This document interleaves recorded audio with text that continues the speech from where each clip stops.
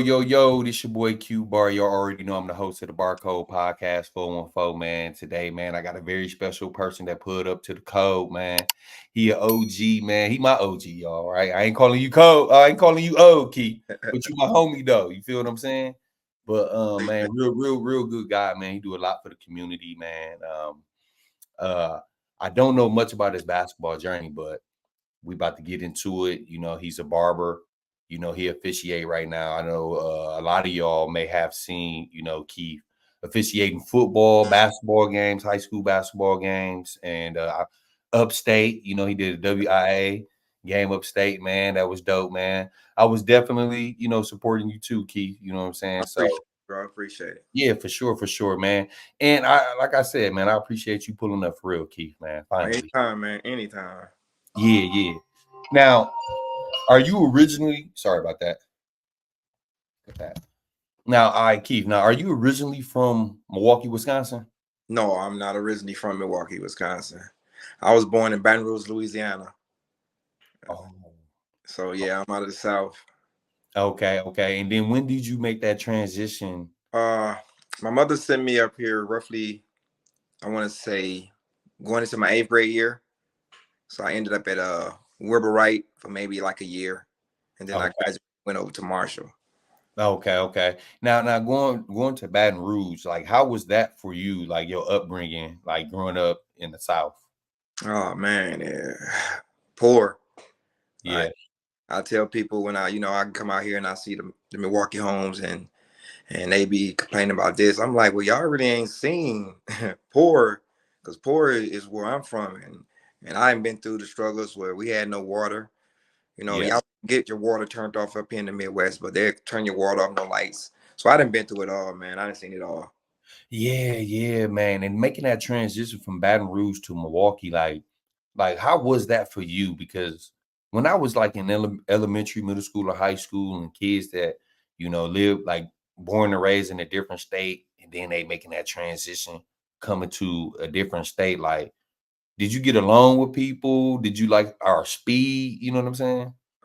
When I first got here, my grandma, she called me a mute because I did, I wasn't used to, the different types of people that from the Midwest and, from being from down south. So it was just a little discomfort at first. Yeah. Until I got to know people. And then a lot of people, when I got to know them, because I wasn't up to par with the clothes and all that. So, they would down talk you. And so I kind of really stayed to myself because of those type of things. So. Yeah, man. It's always difficult making the transition, for a lot of us, man. And even though I'm born and raised from Milwaukee, right? I'm born and raised in Milwaukee, Wisconsin. I always ask people that like be from other places, like, what made your grandma or your mother and your parents move to Milwaukee? I ain't saying Milwaukee's like a bad place. I do believe that Milwaukee is a beautiful place, but Milwaukee is so small. You know what I'm saying? So do you think that's why your people's moved up there? Well, I asked my grandma and she gave, the input back of, Milwaukee was one of the states that was helping, like helping the minority people, Yeah. Being from down south to where they don't want to help you. And, my grandma migrated up here. So she kind of got that help that she was needing. And then my mom, talked to her. And then that's how I transitioned to come up here. Okay. Now, as far as siblings, are you the oldest? You fall in the middle? Yeah. I'm the oldest of my mom, 3 kids. And then I'm the second oldest of my dad's 4 kids.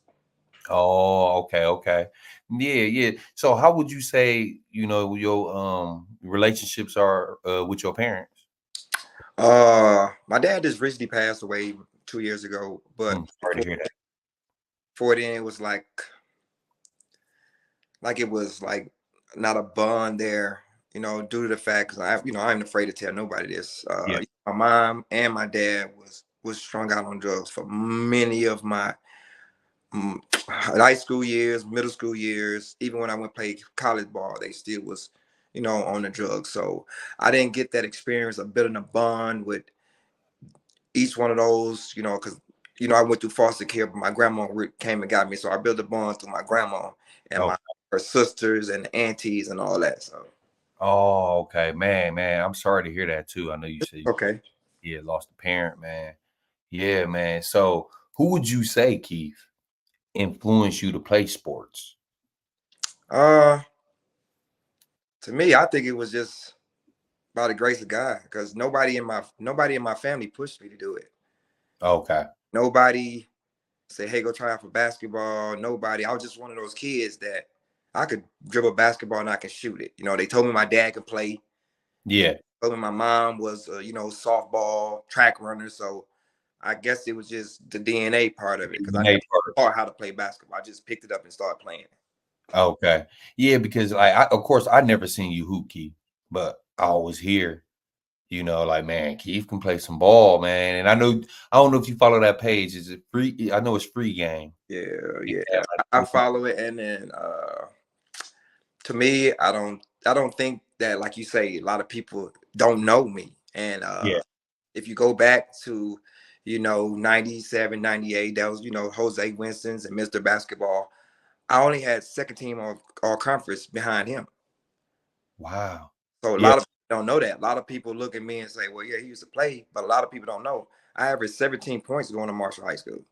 Yeah, But man. because I'm not a big name out here and I didn't have a lot of friends. So a lot of people that know me know, like know me through hooping and the guys from Marshall. But a lot of guys, if they didn't play against me, they really didn't see me. They really don't know. So Yeah. And if you had to describe your game, I know you said you can shoot the ball, but if you had to like describe your game, like what type of player were you? Like you was uh, tough, gritty. I was tough. I didn't care if you was 6'5". I don't care if you was 7'1".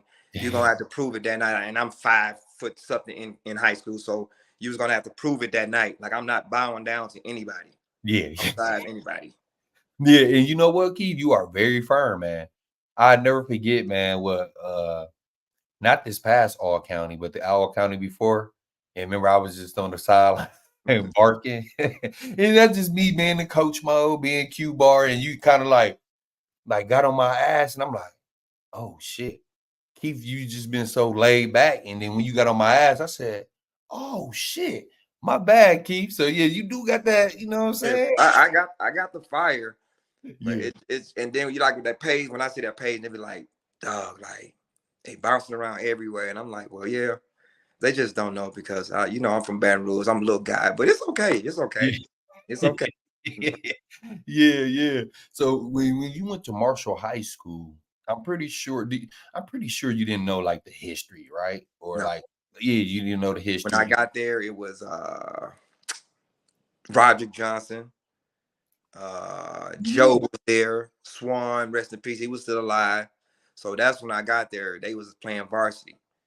Yeah. Did you get a chance to play varsity out gate, or you had to work it? No, Marshall had a well good team. So it was, like I said, these freshmen now come in and they doing this. No, it wasn't like that when we coming in. Like, you had to be special. You had the Jose. You Yeah, had to be very special. But when I got there, Marshall was holding down. The top class was holding down to where you had to just come in and I learned a lot playing JV. Oh, I learned a lot from Willie yeah, Watt. So I think me playing JV helped me elevate my game, because he taught me a lot of things about basketball that I did not know. Like I said, I was just picking up basketball, playing it just off the strength. I had the skill, but he was yeah, one of the really coaches that took me in and taught me the game of basketball and showed me how to score in easier and multiple ways. yeah, man. I always hear about how good Marshall was over the years. Bro, Like, we was they was, bro, like they was. Matter of fact, I think I'm not. No, I don't think. I know we beat Vincent down at the Bradley Center because I was there at the game. Like, Marshall had one of the top teams. I know it was Vincent, and when I mm, got here, it was the Washingtons, and then it was the Kings. But Marshall was always that team that people just overlooked. But they yeah, had a lot of talent there. We had a very lot of talent. yeah. I agree, man. Especially like I know you older than like Tobias now, but ain't Oh man, listen, man. and that dude, him and JD.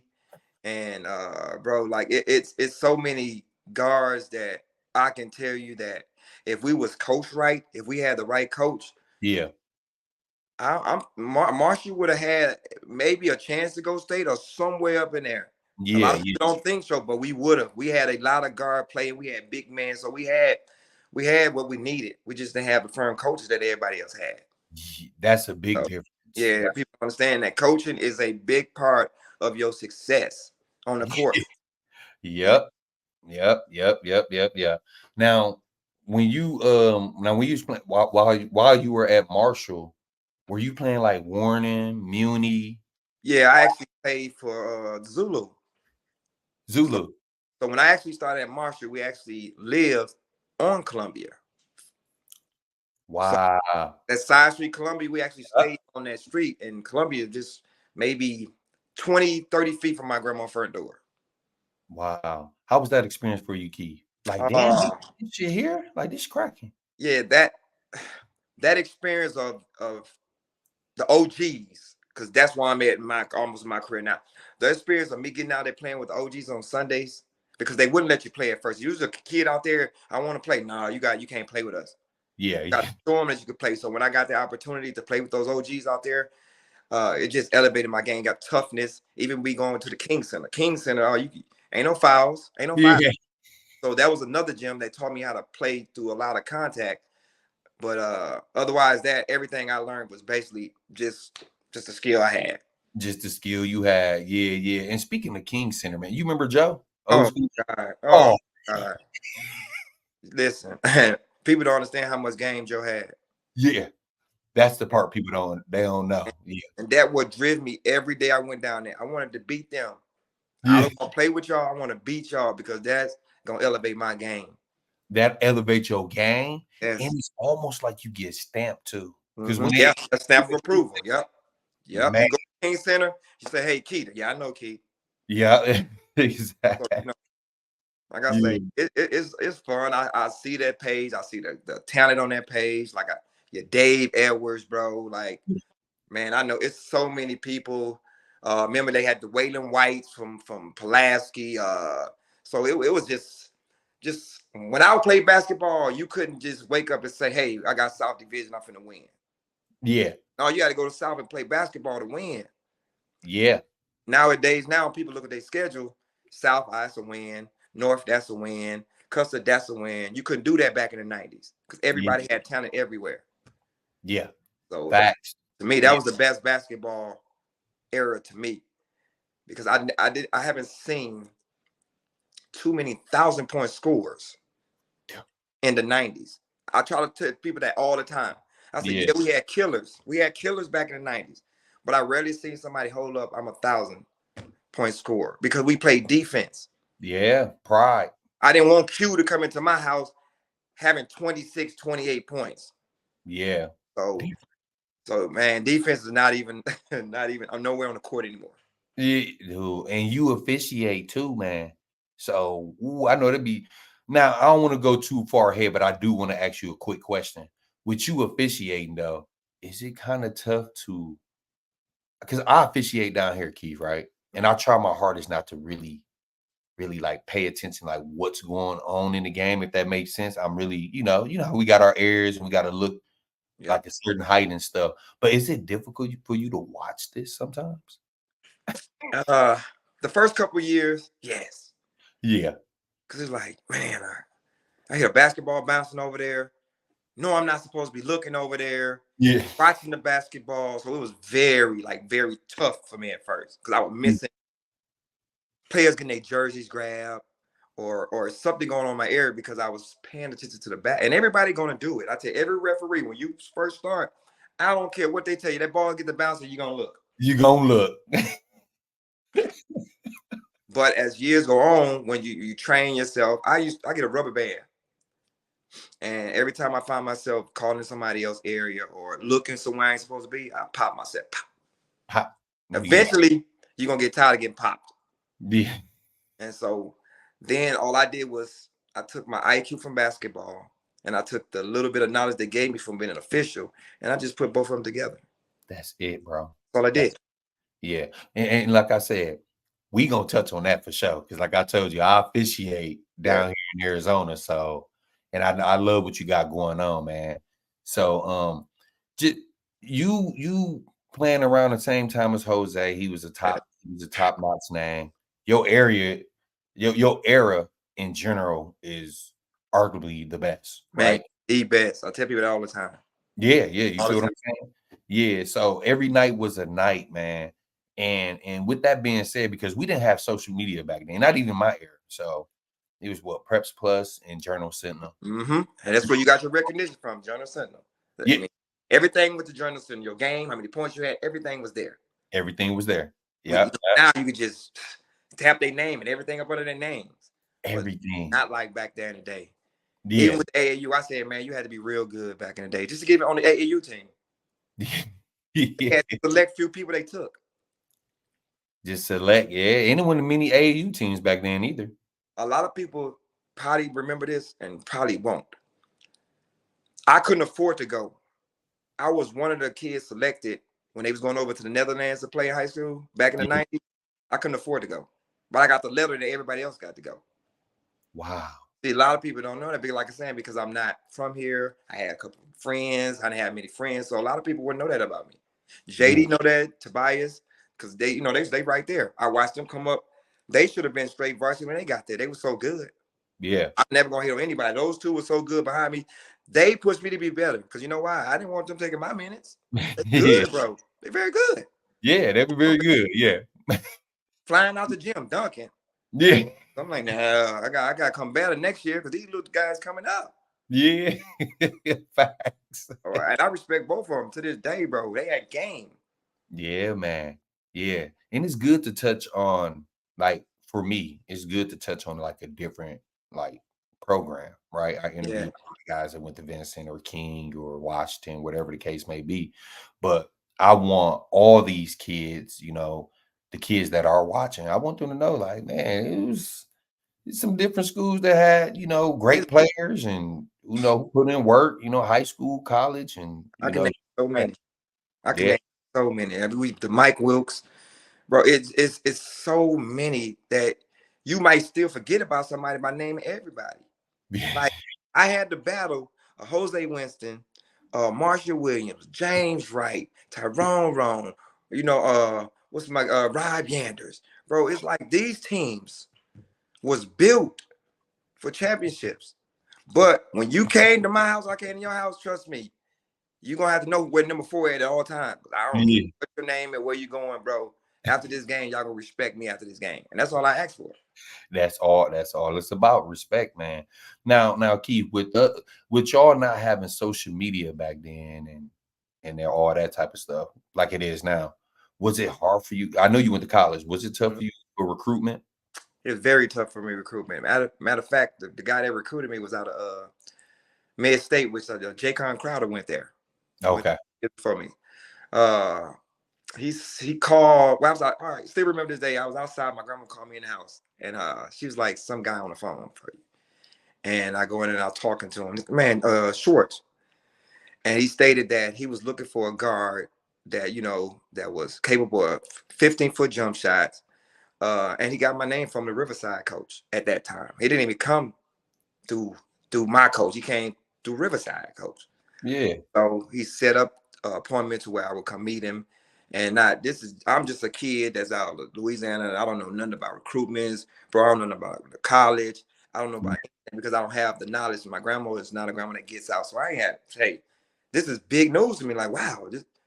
So, I took the first one. I went to Mid State. I had fun up there. Yeah. Which put me in a little town of predominant white. Yeah.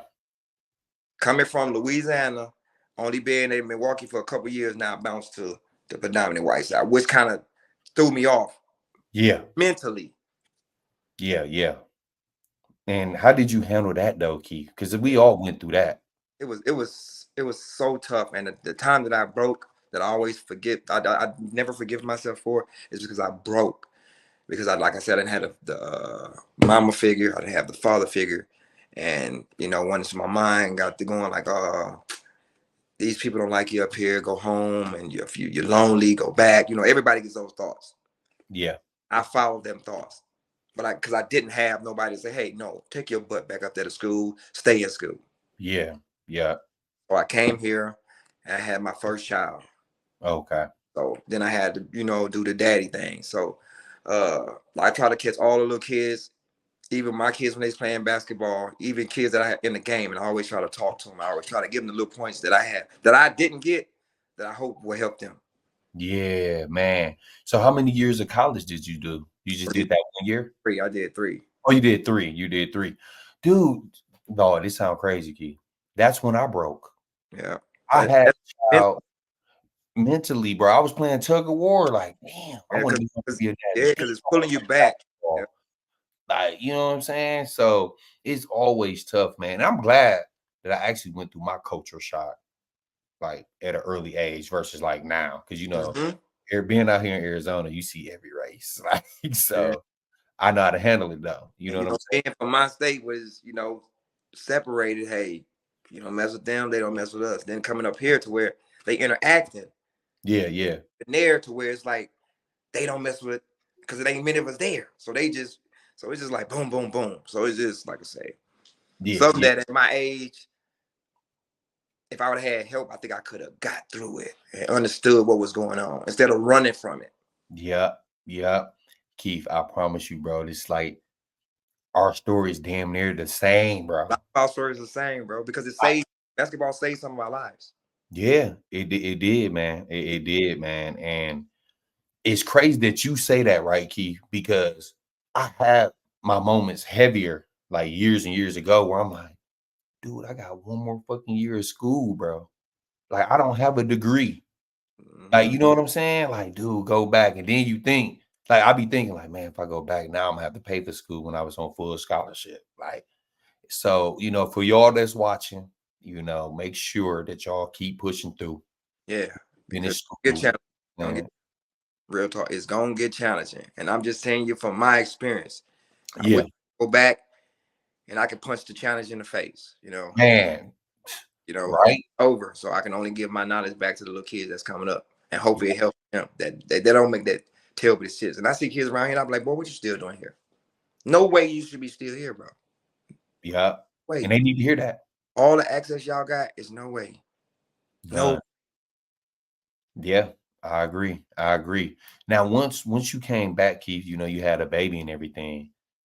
Now, for me, I kind of had troubles like that transition, like going to work from like 8 to 5. I'm like, hold on, what? I Mhm. gotta be here to 8 to 5 because all I knew was basketball, and I know you cut hair. So did you start cutting hair when you got back, or like what So was your mindset once you left college? once my mindset when I left college, I came back here, have my kid, and things still started to go spiral because then I jumped into the street game. And Okay, I ain't tell nobody. I always tell people the truth. I never try to sugarcoat it because they say I'm a walking testimony. So okay, I started, money started to flourish here, so I kind of just, what, work. I don't gotta work. yeah, So it always comes to that day you get caught. And, yeah, you know, here go the knowledge again. Hey, the money coming in, but you're throwing a lot of money out. yeah. You're not saving the money for no lawyer, or you're not putting it up for this. You know what I'm saying? So when Yeah, and I think that was God again. Like, listen, I didn't mean if you do this. Okay, so now, boom, I'm gonna cut you off on this one. So I went through that. I didn't even really get jail. I did 18 months of CCC. okay. So I was still able to come out. So I came out. I was working at Walmart. So now that's when my work experience started to kick in because now I have to work. Yeah, now you gotta I work. got to pay for this bed down here, so I have to work. So then at Walmart. I say, okay, you know what? I can cut hair. Let me go back. Let me go back to college. I went down to MATC. I paid my way through school. A lot of people don't know that. I didn't get no scholarships. You don't get scholarships off of the weed case. You don't get no more. So Yeah, I paid my way through school, and I did. And then I ended up working cutting hair for 18 years, okay. which was its success was a couple years. But then I got the opportunity to officiate. Yeah, And multiple years they turned me away because of the weed case. Yep, nope, nope, nope, nope. yeah. Came to that 1 year to where they said, you know what, that's so long ago. Let's see what this guy about. And everything has been written itself. Man, man, man, man. Yeah.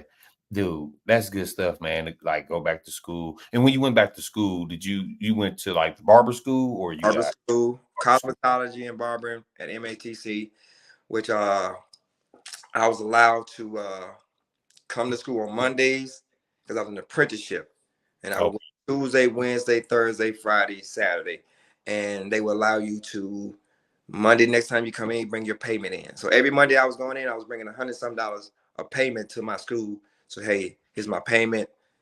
2 years of that, straight 2 years of that, and then I graduated. and you graduated. Now, once you graduated, what like barbershop? Like, did you start in studio barbershop? G's? When I graduated, I think where did I first start it? Because I knew people by then. Okay. Where was I at then? Fade Master. Fade Master Classic, the one on Fond du Lac. So Fond du Fade Lac and had a lot of, bro, I'm talking about, listen, a lot of opportunity for barbers. And I mean, bro, people were walking there. So I started to get greedy.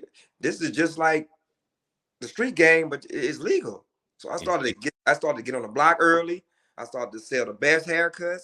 I started to keep clippers clean, and then from there everything started to build itself. Giving great conversations to the customers. You know, acting like you care about the customers when you come in. My customers probably won't say that they ain't my customer. We like family because I talk to them about yeah, everything. So yeah. we build a relationship. So then, like I say, the part of the officiating came in to where I didn't even want to do it. It was times to where people talk bad about my calls, so I wanted to give it up. Like, I'm good. Like, I can't take this. Yeah. They bash you on Facebook. I'm like, Jesus Christ! But they told you this. You gotta have thick skin.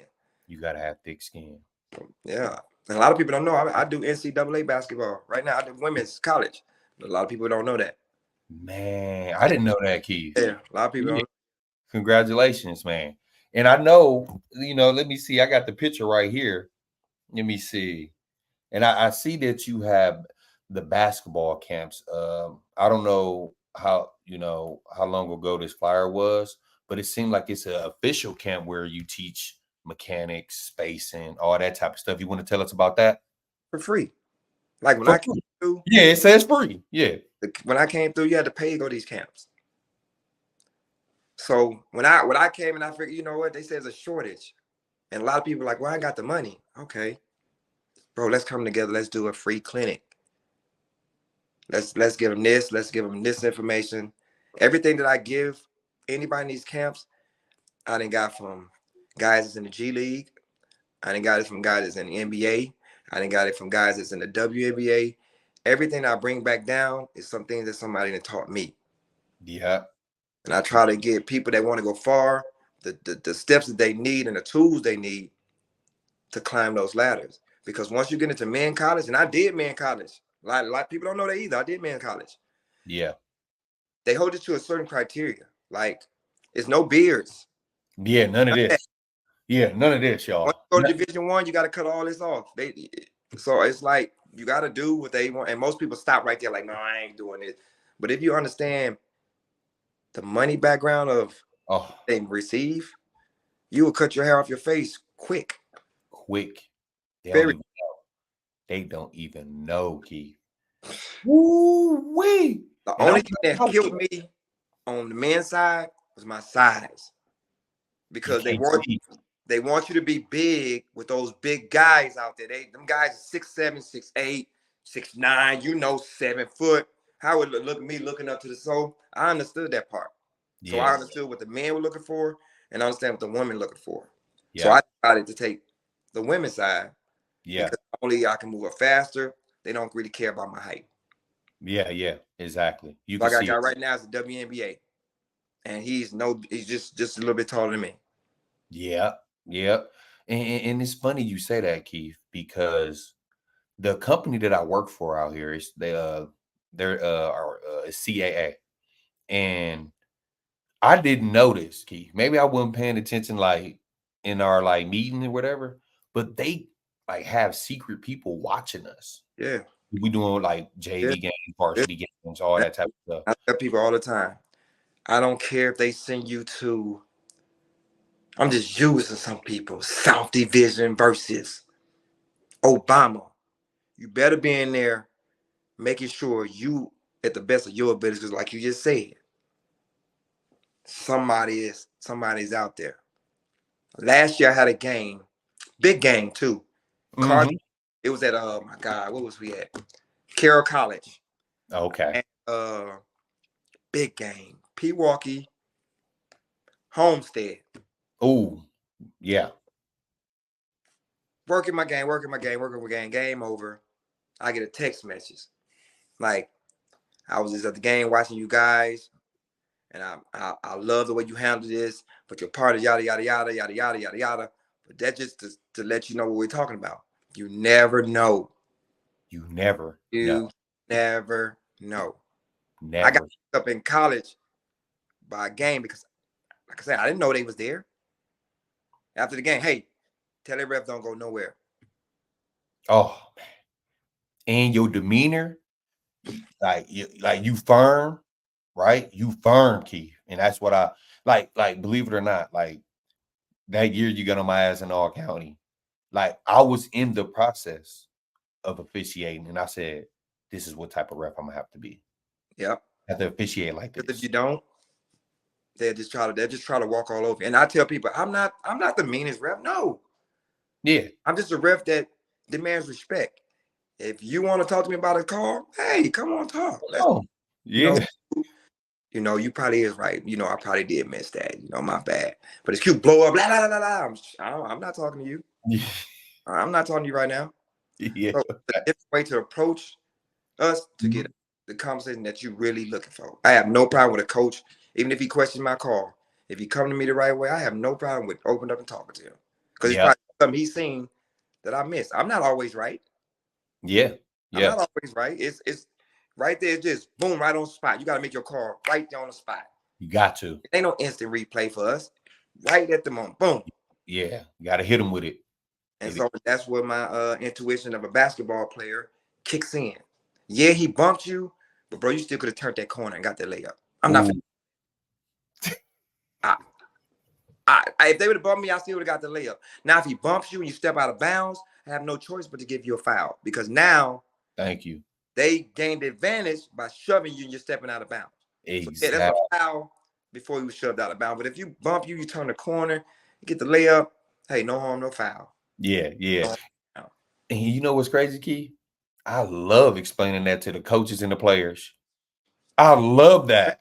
And I feel just like that. Like, bro, the ball was released out your hand, hit your wrist, but the ball was released, bro. You still could have made it. Boom. Perfect example. Hey, coach, his follow through was all the way through. All the way through. All the way through. It didn't affect his shot. It didn't affect his rhythm. It didn't affect anything. Yeah. So why am I going to come in and slow the game? Just like the 3-second call. I hear people. Yeah. 3 seconds. Y'all want me to stop this game, slow this game down for 3 seconds? Yeah. No. On, hey, brother, get out of my lane, bro.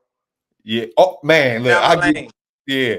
35, get out the lane. Out the lane. Yeah. Here to keep the game just moving along, not to prolong it and stop it. Yeah. It's for y'all entertainment. Yeah. Y'all want to be out here blowing this. Y'all can be mad. I pay my money to see all these fouls. But that's the foul that they be wanting. Or he hit me on the wrist, foul. Or he bumped me, foul. Bro, everybody would be in foul trouble. If I would do everything that people ask me, I don't think you would have seen me upstate. Because they be like, you blow your whistle too much. Yeah. So at some point, I had to understand what a patient whistle was.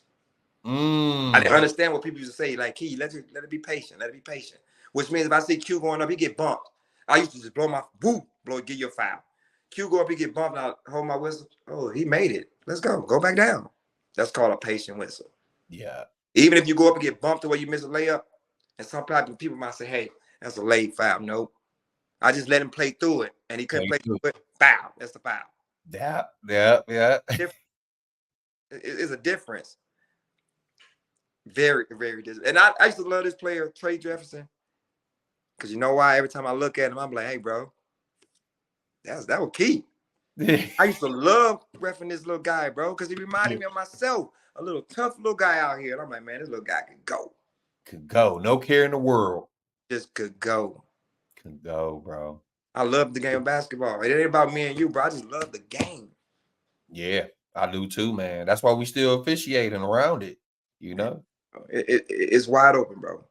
I'll tell anybody that played the game for so many years, bro, you're the perfect referee. You just don't know it yet. You just don't know it, bro. Know it yet. I was the same way. I don't know no sport. Yes, you do. Yeah, You yes, know you it. do. Yeah, Know it. you You know know what it. foul is, travel, you know what all this stuff is. Gold team, you know what all this stuff is. Now you just got to get that book and get the terminologies of a ref. That's all you got to do.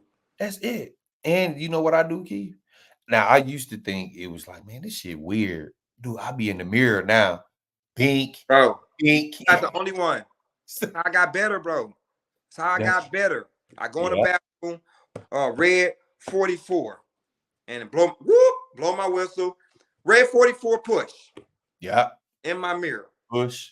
Because they want to see it. They don't want you to shove it in their face. They just want to see it. Boom. Everything is here. You good. Yeah. Right here. Yep. Red 34. In Wisconsin.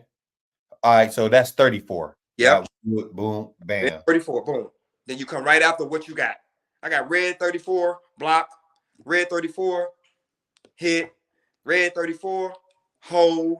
So it's just firm with your call. Mechanics is big to these people. Very big. Yeah. They don't care about your call. Yeah. Right, Keith? But I do admit when I'm wrong. Yeah. I do admit, like, hey, it was a callback. I was for the camp. I didn't get back in time. Everybody know I'm fast, but the play beat me back. And what I thought I seen the ball slap and it went out of bounds. The player looked at me in such disbelief, like, ref, he smacked my hand. And the coach, come on, you gotta see that. I said, coach, he probably did smack him on his arm. I did not get to the angle that I needed to get to referee that play. So that what I got is I thought it just went out of bounds. That man looked at me and said, well, at least you honest, and went right back and sat down. Yep. That's honest, man. I missed it. I missed it, bro. I missed it. Yeah. I missed it. I did not see what you saw. Yeah. And I hope, not just high schoolers, college, rec players, I hope y'all appreciate what Keith is talking about too. Because that's why I stay away, right, from the men's rec league. I respect you. Oh my God. Because we playing, Keith, I hoop. You know me, Keith. I'm a complainer. I can't deal with it. Even though I'm the complainer, bro. Bro, I wish I could get this guy's name, bro. He coached for Marquette, bro. They just won it. I think it was the championship in the rep. I forget his name, but he used to hoop Milwaukee, but he's like assistant coach or he's a coaching at Marquette. Chris Howe. Listen, I'm glad that's exactly who I'm talking about. I just did a game with him like a couple weeks ago. Chris probably got fouled 15 times. Not one time did he look to the ref and complain about us missing the call. Not one ref did he cuss out. Not one ref did he be disrespectful for. He came, hey, kid, you probably didn't see it. He grabbed my jersey. You know what, Chris, I'll watch for you. Had an awesome game. He could have been down on every ref again, popped on the arm, and threw his game off.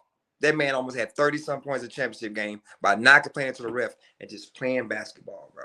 Playing basketball. I told him once I seen him again, I was going to tell him, like, bro, that was an awesome game you played.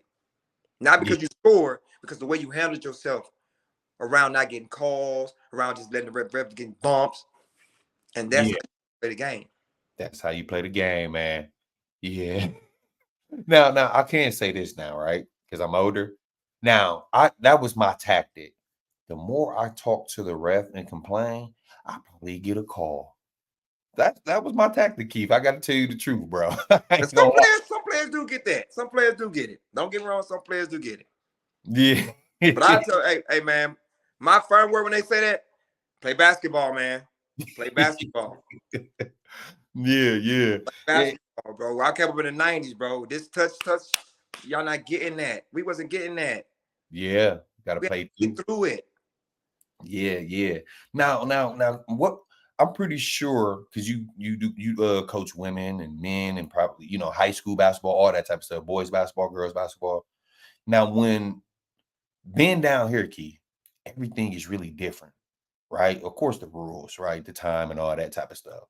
But they have told me, hey, when you coach in these middle school games, don't call as many fouls. There you go. You feel me? So how is it on the higher levels though, Key? Let them play? Like, what do you hear? The same way. You treat every game the same.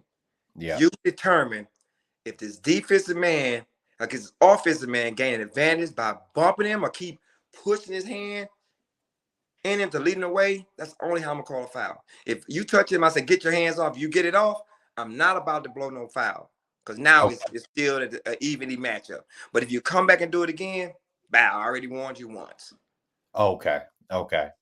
So Now, on that, not to cut you off on that, no, what we no, go ahead. and we're looking at, do you mess up his rhythm, Yeah. his balance, or his speed? If any one of those are disrupted, it's an automatic foul. It's a foul. It's a foul. Okay. Because that's what I was about to ask you, Keith. And it could be that I'm from Milwaukee and I played in the tough city conference. So like the ball would get reversed and like the player would have his hand on the waist. I wouldn't call it. I said, well, he's in triple threat, coach. I'm not calling that. Now, if he dribble in his hand and he like you said, disrupting his dribble or his pass or whatever, Where you then need I'm to, gonna call it. Yeah. But I'm asking you though, Keith, because I want to level up. you can coach him out of that. I can you go coach him. Hey, hands off. Hands Hands off. off. Hands off. Now he do it again. Okay, bow. That's what you asking for, coach. You got it. But let me coach him out of this right quick. Yeah, yeah. Hands off, player. 35. Hands off. 35 I hands. always warn every time I warn you before I come and get. Now I can't give you no travels and double dribbles and nothing like that. Yeah, But yeah, yeah. touching the player, hey, hands off. Get out my lane. I coach you before I penalize you. Yeah. Simple as that. Simple Simple as as that. Yeah. Now, Keith, when I watch you officiate, because I don't know if you know this, but did you do Thomas More game, right? Upstate? yeah, I It had was you and Adrian. the Nicolette and Wisconsin Lutheran. That's the game you did. Mm. I live streamed that game. I give Yeah, y'all a shout out. Yeah, I was like, for me, I'm like, because you got to think. I know you, Keith. I know Adrian. You know what I'm saying? I'm like, dude, this is dope. Like, man, y'all showed them some love. Like, boom, boom. So just watching y'all just climb up. I knew you ref, Keith, but I didn't know you like ref that long though, bro. You feel what I'm saying? So I'm the question, 7 years. you said how many? 7 years. 7 years. 7 years. And I was See, up state in my 6th year. in your 6 year. See, this is what I was gonna say. Watching that game, right?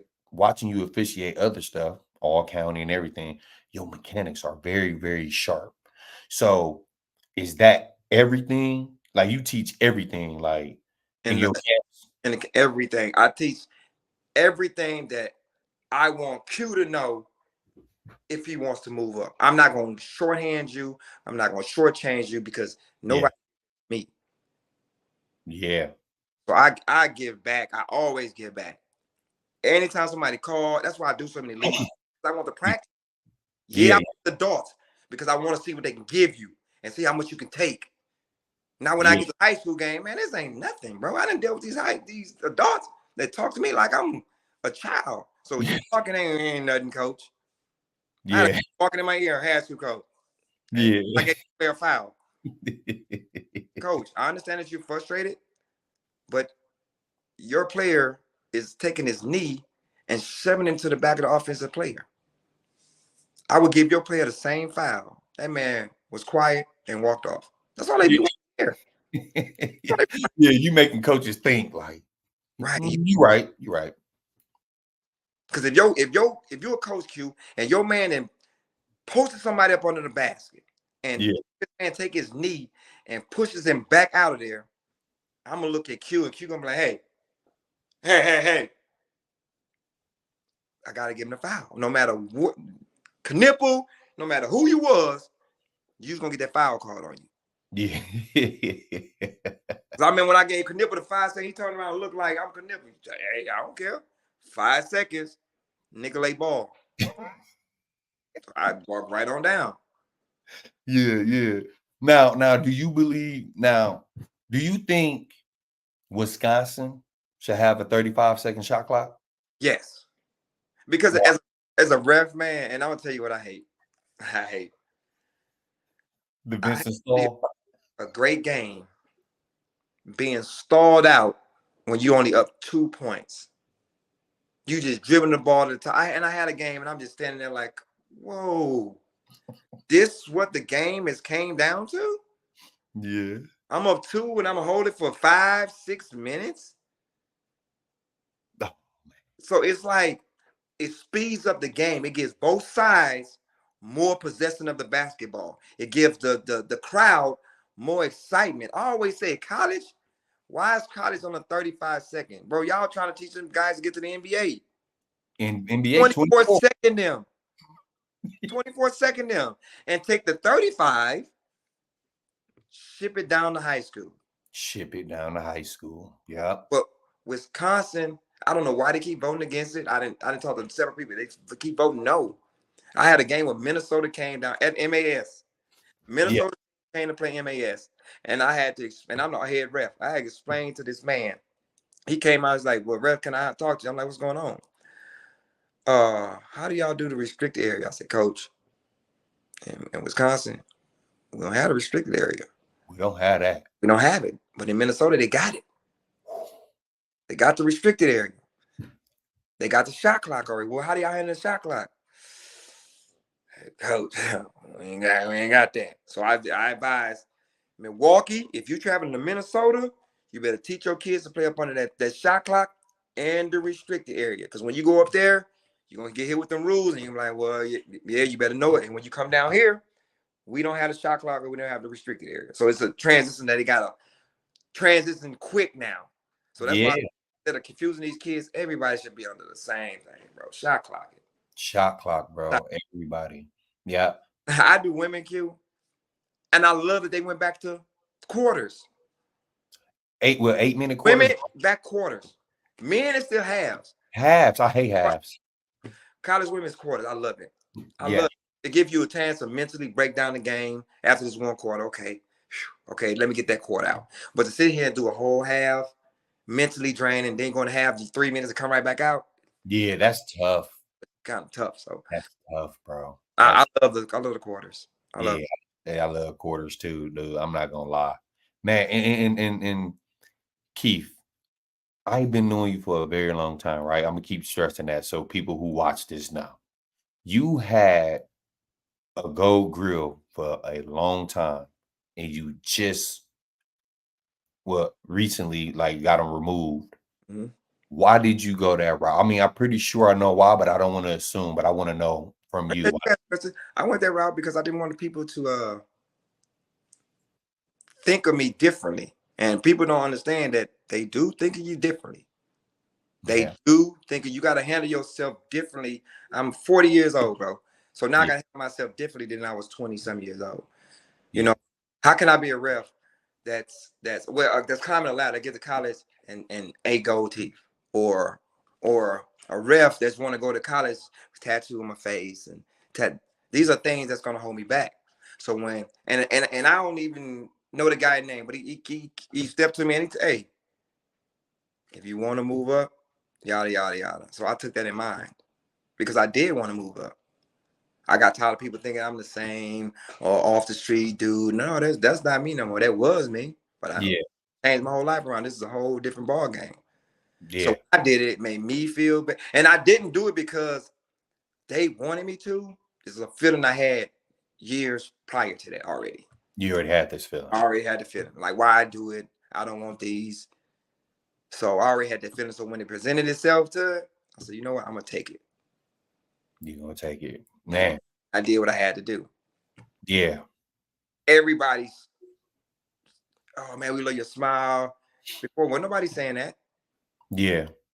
So I already knew what people thought of me because you could see the little background that I had. Man, you don't put two and two together. Okay. But now I'm gonna give you a different version of me now. Yeah, different version. Man, I'm proud of you, Keith. I'm proud of myself, bro. Like, but if I didn't go through the struggle, I don't think I'd be where I'm at now. So I think I had to go through that struggle and those trials and tribulations to end up where I'm at now. Yeah. Now, quick question, Key. I do got a tattoo right here, man. That don't matter. That don't Okay. matter.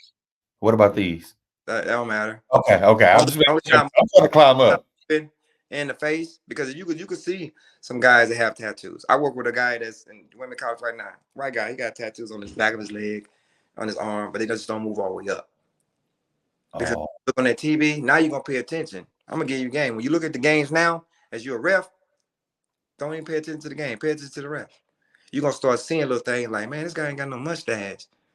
Man, this guy ain't got nothing. Dang, you probably won't even see a ref with a big fro no more. I've never seen a ref with a big fro. I've never seen a ref with a big fro, dreads. Yeah, now you're starting to see none of that. everything that they get rid of. You gotta get rid of this. Yeah. At first, I didn't see that either. When they started saying it, and I started looking at the games, I'm like, well, oh, yeah. You ain't even got no mustache. He ain't got one either. Yeah. He ain't got chin hairs. Yeah. So it is a special criteria that they need for you to be looking when you out on that TV. That's why they like the big. Now you're gonna look again. Now you're gonna see the muscular. Yeah. Look at the guys. They're all muscular. They are. Too. Yeah, they are, man. So every camp I went to, I didn't go to camps that I was taught by people that just went state. The camps I went to, I was talking to people that had 27 years in a Big Ten, or 6 years of the Final Four, or 4 years of the Final Four, or 30 years of NCAA. That's each camp I go to. I go to Division I camps because those are the ones that it teach you the best things that I think that you should know and how you wanted to prepare yourself to be. Like the clothes, you're not allowed to wear jeans. You have to be like basically like church attire, like grown man attire. Yep. Go to these games, college, nah, ain't no more of that. Even high school, ain't no more of the jeans, and now you gotta be attire, like church man attire, grown up. So they well, all they doing is just getting you ready for the next step. And your door only opens for a split second. If your door open, you ain't ready, man, the door might not open no more. I know. Refs coming through. So you gotta be ready. You gotta be ready. Yeah. Dang, man, Keith, you spitting game, bro. All I do is work on my mechanics. Like everything's slowed down for me. But I got like 7 games. So I gotta go get a haircut Saturday. Got to officiate 8 games this Sunday. You know what I'm saying? Bro, because those 8 games, they're teaching you so much. Each one of them players out there teaching Q something different that he needs to know. Yeah. Go out there and figure out a play. Okay, this player travels every time he get the ball. You can see it. Yeah. You can see it already. I literally come out the locker room and watch the layup line. And I can say, yeah, they about to get blew out. Yeah, that's how I be. You can tell, bro. So it's like, keep pushing forward, bro. That mirrors is a must. Even with blowing your whistle is a must because you want to get that whistle loud. Because you know my game had 13,000 people. So just blowing it ain't enough. You got to really blow it. Yeah. So blowing that whistle, your mechanics, your voice, the way you present your fouls, or whatever you got, that's what they're looking for. Yeah. That's what they're looking for. Okay, boom, his hand went up, he stopped the clock. Now what he got after this?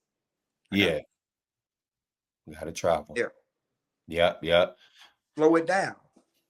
The game doesn't go no faster than me and you allow it to. Because I'm saying me and you because you're an official. Yeah. I ain't got to rush and say double dribble. Whoop. I got a double dribble. Come in right here. Most refs, whoop. No. Yeah. Damn. I'm patient. I'm normal. You know what I'm saying? Bye. You're going to be a good ref. Guaranteed, bro. Man, thank you. I ain't even seen your ref. But I can say you play basketball and you got a love for the game. You're going to be an excellent ref. Once you get everything down pat, watch. Man, thank you, man. Oh yeah, that's what I was going to tell you, Keith. I was doing a prep school game out here, and like I had a high IQ for basketball when I played, and like I told you, they like was documenting us.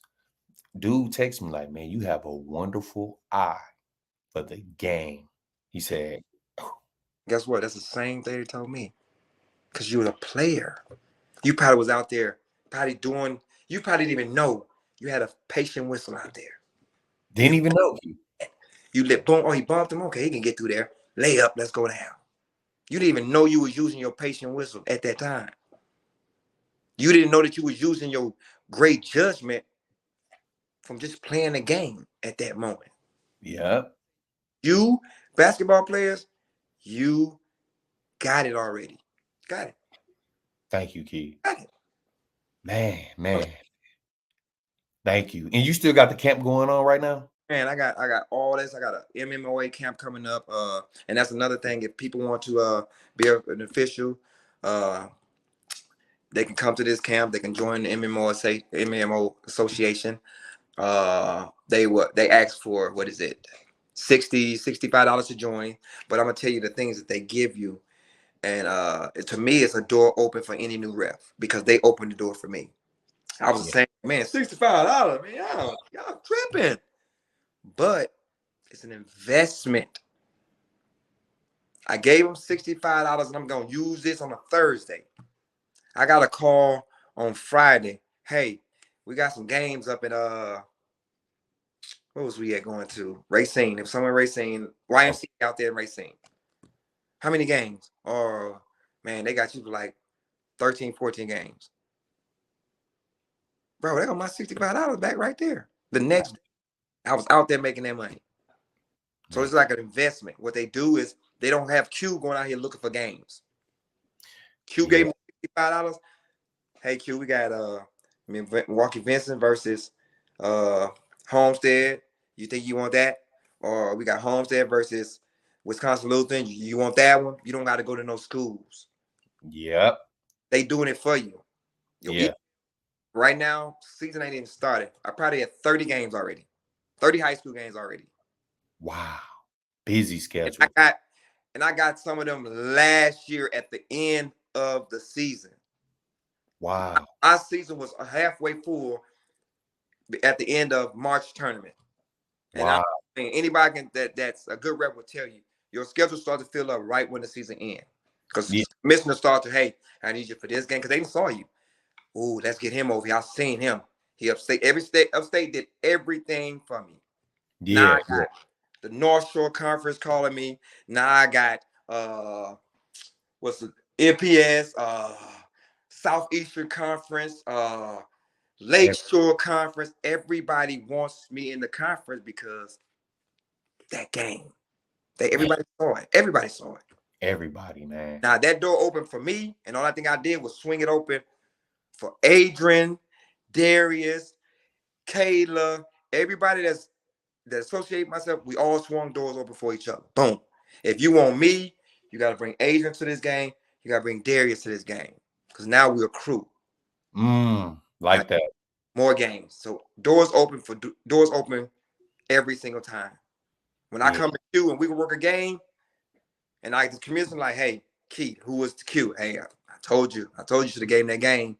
Don't worry about it. Tell the Q I got him. Give him some more Southeastern games. That's how you get them. That's how you get them, man. That's how you get them. And look, Keith, I thought I was doing something because I got like 6 games. I'm like, oh, good, bro. You good. January already? You just beginning, and that's good, bro. I'm telling you, that prep school. How many top players on that prep school team? Dude, it was a lot. You ever heard of AZ Compass? Yeah. Yes. So check this out. You doing a game of AZ Compass has, let's say, 12 great players. It ain't nothing to Q come down here and do a school that has 1. Oh, man.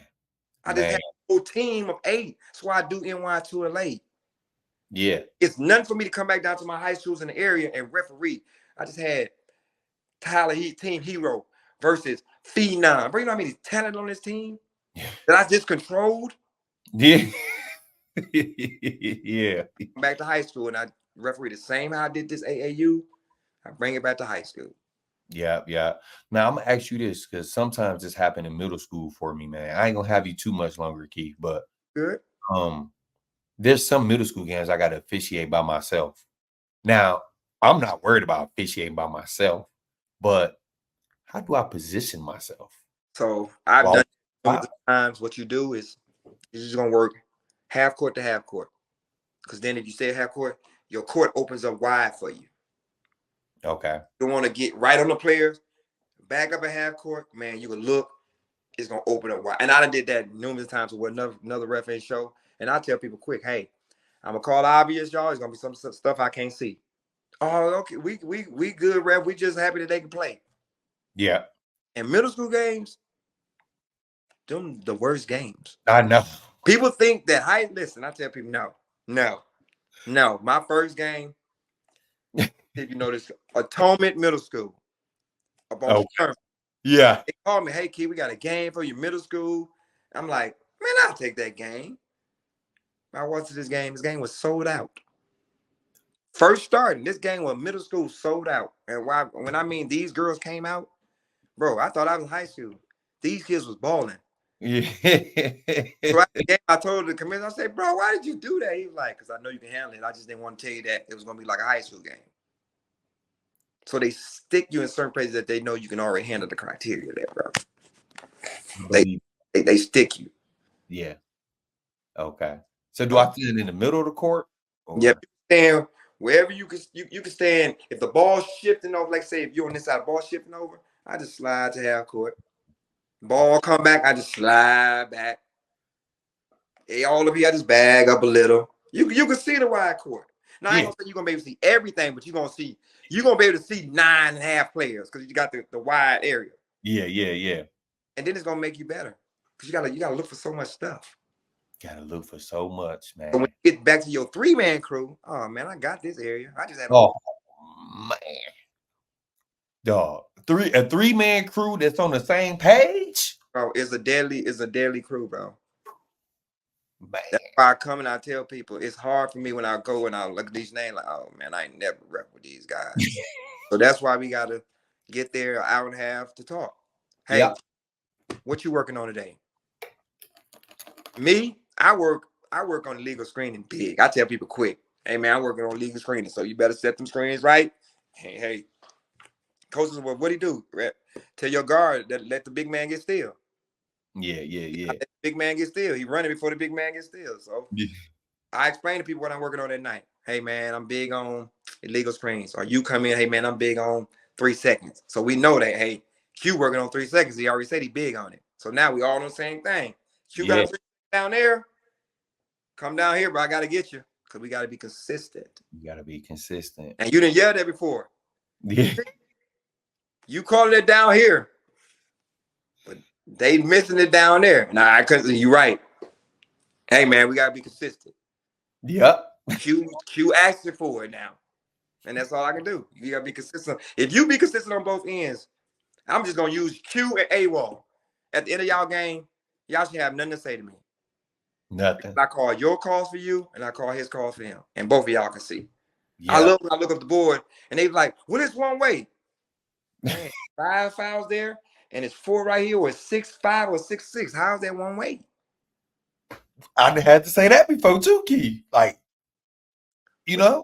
Here's an explanation that a lot of people don't use. It's easy.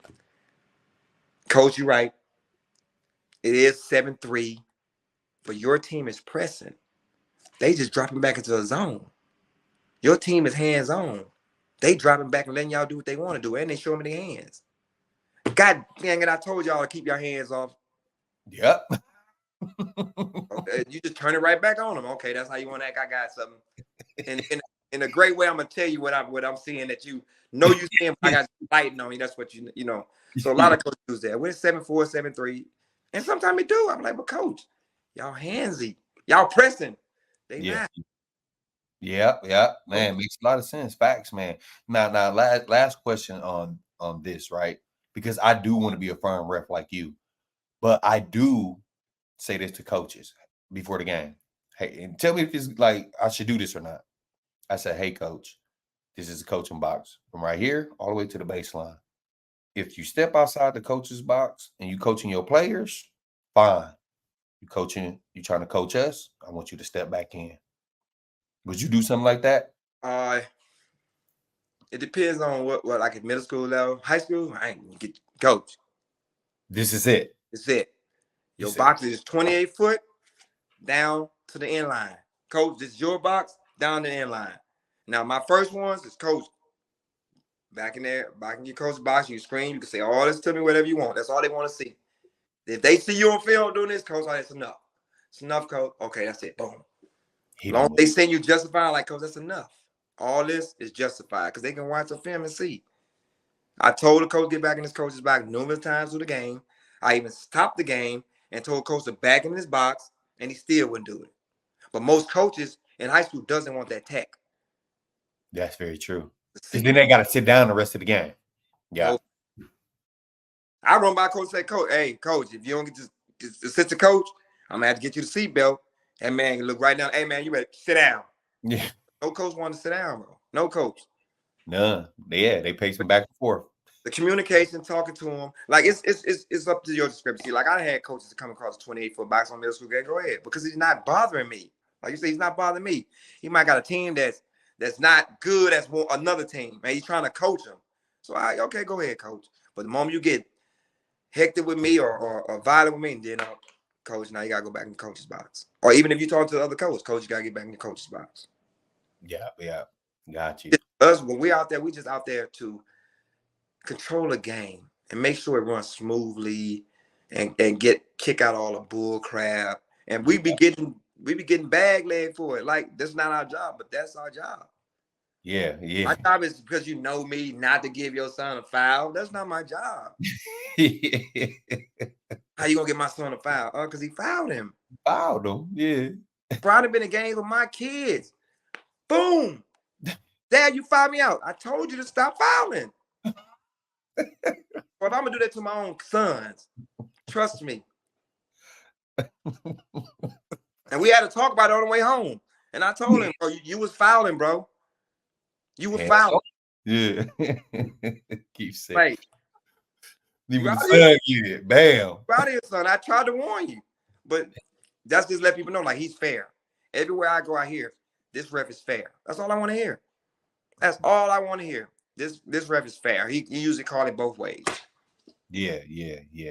That's good, man. Yeah. Now, Keith, you don't got nothing like anything else you got going on you want to talk about? Oh, I got football right now going on. I just recently started youth football. I played a little bit of football in high school. So I got the opportunity and I like it. Man, that these little kids be playing football, bro. They be hitting, they be talking crazy. So I enjoy the game. Yeah. So that's another sport I took on. I'm just trying to I'm really trying to make the Hall of Fame, really tell you the truth. Yeah. You ref that I done came behind, they in the Hall of Fame. I want that same ring that they got. Oh, yeah. You're going to get it, Keith. Man, trust. I feel it. I'm going. Yeah. And look, crazy. I was just in Milwaukee about like a month ago, maybe a month and a half. I was on the sideline. You were reffing the football. My nephew football game. He played for the Rams. Yep. You did the Rams game, and I was like waiting for you to get time. So I was like, "What up, Keith?" Like, because I was telling my sister like he gonna get on my ass because he's supposed to come to the podcast, and I'm here. Yeah, so I was like waiting, but the lady had like, "Oh no, nobody on the side." Oh yeah, in that middle. Yeah, they don't play. Oh, no, you gotta get out of that middle. I'm sorry. So I was like, I'm gonna catch Keith, man. But yeah, man, I seen you doing that, dude, and that was like another moment for me, Keith. Where I'm like, keep grinding, bro. Yeah, and I also talk to the kids. They out there with this cussing. Hey, man, listen, y'all too young. Y'all doing the right thing. Y'all off the streets. Y'all on this field. Y'all having fun. Man, y'all gotta let these attitudes go, bro. Y'all have to, because you probably the best player on this team with attitude, and it's probably another player on the other team that's as good as you with no attitude. He's gonna be farther than you. Yeah, you keeping it real with him. Oh, I try to, and it's so many of attitudes. And I be like, bro, that's not good. I used to have an attitude. It's okay to have an attitude on the basketball court, because I'm gonna score 30. But as far as letting these coaches see the attitude is you're not coachable, or even your parents coach you from the sideline. And I know college coaches that don't like that. They might not tell you that. Your parents coach you from the sideline, that's hurting you. That's weird, yeah. And they're not telling you this, but they know, okay, his mama is really involved in the sideline. She real hysterical. They don't want to be part of that team in their crowds. Yep, I agree. So you hurting your child. That's why I tell a lot of parents, just come and watch the game. No matter if the ref's messing up or not. You paid your money. And a lot of people just understand this. I'm not talking crazy to nobody. You paid your money to watch a game. Period. You didn't pay your money to come coach Keith or somebody on my crew. You didn't come to coach your son's coach. You didn't come to coach the other team's coach. You paid your money to sit in the stands and watch the game. That's it, bro. They don't do it. They don't want to do it. They want to be involved. They want people to notice their child. They want their child to know that they hard. They want the child to know that they disrespectful. What you think this doing to the ref while you doing all this? Yeah, your son probably won't get a call. Yeah, man. And I'm just being honest. I'm telling the truth. That is been 100 though. Being 100. Yeah. Like it's times they can run up to me, yada yada yada yada yada yada. Oh, that's how you act? Okay, well, we'll see if you get the next call. Yeah. 40 that I used to have as a ref. Yeah. So now I said, hey man, okay. I understand, but just play ball and come to me just a little bit better, and we could talk about it. But at first, I don't want to hear that. Yeah. There you go, right there. Yeah. But now it's getting personal. So you got to take the personal out. You got to take the attitude out. You got to just be the best person that you are that night because people can see it. Yep. People can see it. That's very true. Yep. I had a guy walk up to me like, "You're a great ref, but sometimes you let somebody get you out of your element." And I'm like, you know what? You're right. So that's what I work on the most. Getting out of my element. Like, okay, he said this, and let me walk off. I had a guy walk up to me in evolution tournament. Kids no more than 9, right here. What he'll do to me and yada yada yada yada. I tossed him, and he's still walking in my face. I walk off. In my mind, I'm like, bro, I just got treated. Yeah. I came back out the room. Man, 15, 16 people. Hey, let me shake your hand. My son was on that game. I saw how you handled yourself. Because any man that hears somebody call him the B word and say they're going to slap him would have done something. He said, man, I appreciate what you just did. Man. It took everything in me, Q, to walk off. This man is right here. B word, this. Over 9, I think it was 9U. 9 o'clock, 8 o'clock in the morning.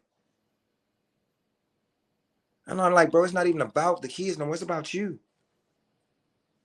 Oh, I'm off the East. Okay. I go through a test every year. Yeah.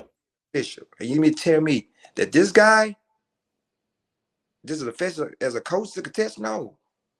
That's the only thing is to be slapping the face of refs. You make us take all these credentials, but anybody can come and coach. That doesn't even teach the kids the proper way. It's just yell. But everybody okay with that. But we blow a whistle that's wrong, the whole gym want to jump down our back. Yep. That's why it's a shortage of ref. Y'all scaring them away. I don't want to do that. They do this. I ain't want to do that. I almost got scared away. Yeah. But it's tough skin, bro. You gotta have tough skin. You gotta have tough skin. I'm glad you shared that for real. Because man, I had a moment. It's gonna test you. It's gonna test you. And I've been reffing for a minute, and that one test had me like, bro, like get the away from me, bro. You know what I'm saying? But it's also teaching you something. I know. Also teaching that you can deal with a lot of more than we think we can deal with and walk away from it. Because you can't act up. Every time I want to act up in high school, I'm like, no, all these people out here. So now I got in the locker room, I'm like, oh, all I gotta do is walk away. Let me use that again. Yeah. Or to use it every day to where I just walk off. If you talking to me and you just seen it, I'm talking, you talk, we ain't getting nothing else, I'm gone. You gone, yeah. It ain't gonna get nothing. We just gonna keep barking at each other. And then I come back down like, you know what, Q, you were right. My bad. And I have told you that before. Yeah. Q, my bad. That's because I want to make everything right during this game. I want Q to leave it with no bad blood. I want nobody to leave the gym with no bad blood. It's just a Yeah, game. I yeah, want you to know when I get off this court, hey man, Key gave me everything he had in him. And yeah. That's all it's about, bro. That's what safety, man. For real, believe it or not, I just want everybody to. man, that's the thing. I gotta get y'all home safe. Like safety is the issue. Yep. Coming in and supervising, because all it is a supervisor. We supervising this game. And a lot of people know this at the end of this conversation, they just understand this. The ref is the baddest dude in the gym that night. Bro, I can eject anybody at the table that's not doing their job right.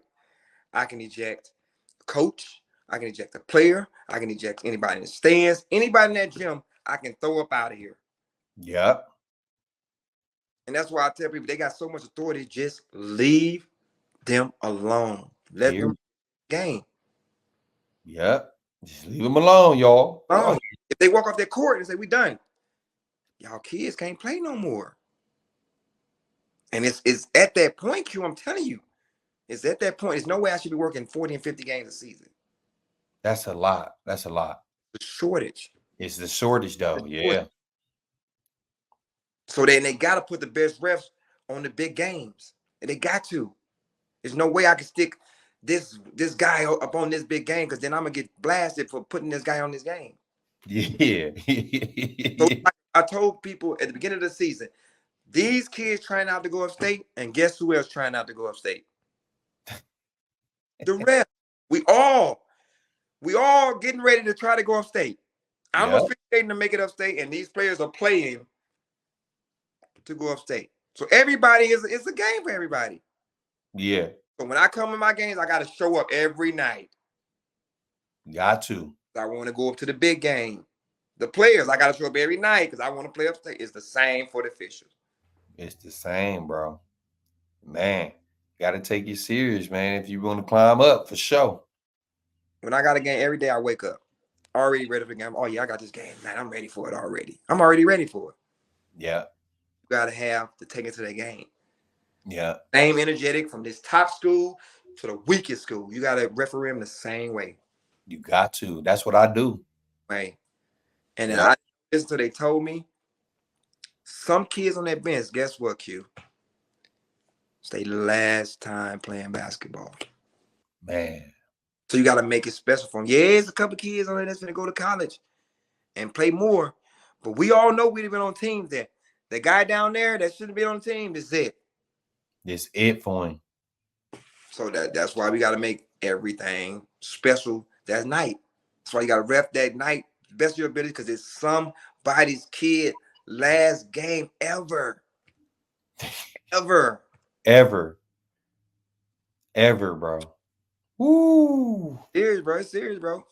Yeah. Man. I appreciate you so much, bro, coming to the Barcode podcast, bro, for real.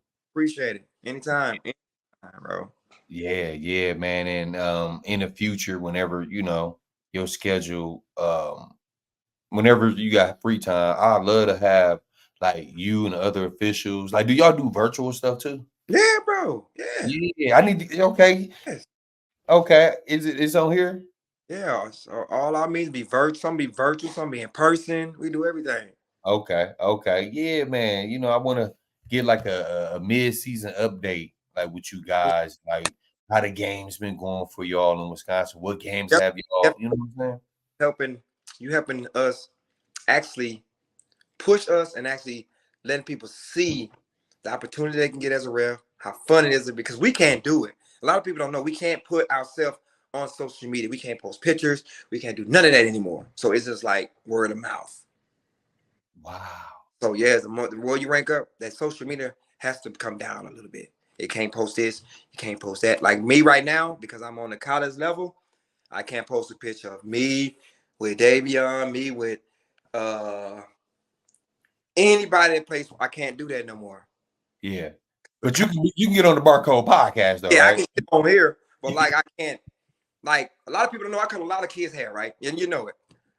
But I can't take a picture with them and post it because that's a conflict of interest. Yeah, man. So everything now is man, you gotta understand that is different. Once you move up, it's different. Things that I did on the freshman level, I can't do no more on the JV. Things I did on JV level, I can't do on the varsity because it's different. They don't play these games. They don't want to see it. Betting is big. I didn't know that betting was big until I got into college. So they against everything that they think that somebody might come to you and have you cheat and bet. They're against everything. Yeah. A lot of people don't understand it's more officiating. The betting world is big when it comes to sports. Yeah. So the prediction, what, 3.5 billion? Yeah. It's something crazy. Like, and they can tell if you, and I keep telling people, yeah, you can tell if a ref cheating. You can see it. You can see it, man. See it. I didn't work with refs. And when I left, I didn't say, hey, bro, that dude one-sided, bro. Very one-sided. Yeah. I don't want to work with him no more. I done told people I'm not working with him no more. Don't you send me to that school with him no more. Because not only did I see it, parents, and then they know you, they're gonna call your name. Q, with this ref on. Q, this, Q, that. Because they know you. Yeah. They don't know the other ref, and I'm like, bro, this guy. But that's why I say you come with your own crew. 9 times out of 10, a commissioner's gonna call Q because Q can get a hold of me. Just say Q was on a squad, I was on a squad, and Adrian. If they call Q, they can get all 3 of us. So they're not gonna go and call Derek, and they gotta call Fred, and they gotta call Chris. I can call Q, and I can get Q whole crew. One call, I can get a whole crew. That's what they do. So when you got a crew, you get more games. Oh, I can reach out to Q and I get a whole crew, or I can reach out to Keith and I can get his whole crew. So we are the people they look at when they're trying to schedule refs. Okay, it's a crew. Let's get that crew. Another one is women, and women need to get into it. A 3-woman crew will move up so fast because you don't see it. You don't see it. Yeah. You might see a woman with 2 men, but you never see 3-woman crew, and they want that. It's big. They need it. They need it. They need it. They need it. Okay. Yeah. Yeah. Now I promise you, Key. Just that last question. You go ahead, man. I'm good. I officiated with this one young lady. She played Division I basketball, big name out here. And she liked my mechanics, but she was like, why don't you use the women mechanics? She threw me off. I'm like, hold on, women got their own mechanics? I thought we all used the same thing. So I'm asking you, Keith, do you recommend me using women mechanics? Men. Or men? Most of the least you're going to do is going to be men. And even with the women mechanics, they're still like the men mechanics. So that's why I'm lost. The only thing in women, because I went to both sides, the only thing in women is that if I'm the trail, you're the lead, and which is the lead is the ref that's up under the basket. Yeah. Corner, that's your 3-pointer. That's not my 3-pointer up here. So it's a little different when it comes to area coverage. Yeah. So I'm on my top and I can look down there and I see a 3. That's the inline. The lead. Right on it. He right there on it. What? Yes. But you still mirror it though, right? You mirror it at the top, but I'm gonna get like, yep, boom, boom, bam, and then I mirror it. Wow. Okay. This is a little bit different with that, but every other thing is different. Your fouls, your pushes, your all that's different. It's the same thing. So I just want to understand, like, what does you mean different? Yeah. I'm like, listen, I'm gonna keep using mechanics that I was. Because when we get mechanics and it's on a piece of paper, they're gonna say, hey, these mechanics are for this, these mechanics for that. No, these mechanics for everybody. Okay. Travel same as men and women. A dribble is the same as men and women. A foul is the same as men and women. Legal screen is the same as men. And maybe they do because I know men and legal screen is behind the head. So I don't know if women bang it and go block. Yeah. Maybe that's what I'm saying. Or maybe she was talking about my count. Because I'm like this. Like, just yeah. So I know some people do bam. On men and women, and only in college, it is no 5-second count. Only if the ball comes to a hole. So if they pass it to Q and Q stands and somebody walk up on it, Then But count. once you start dribbling, I don't do nothing. Go ahead. Now I go to that shot clock. That's why they got a shot clock. So all that 5 seconds, ain't no more of that unless they just holding the ball. Okay. I mean, hopefully I'll cross paths with her again. I'm gonna see what she was actually talking about. So yeah, only time you do 5 seconds in college is the ball comes to hell or still. When that means the ball is still, it ain't moving. Yeah, exactly. Yeah. Man. Well, there y'all have it, man. Y'all got my bro, man, Keith, man.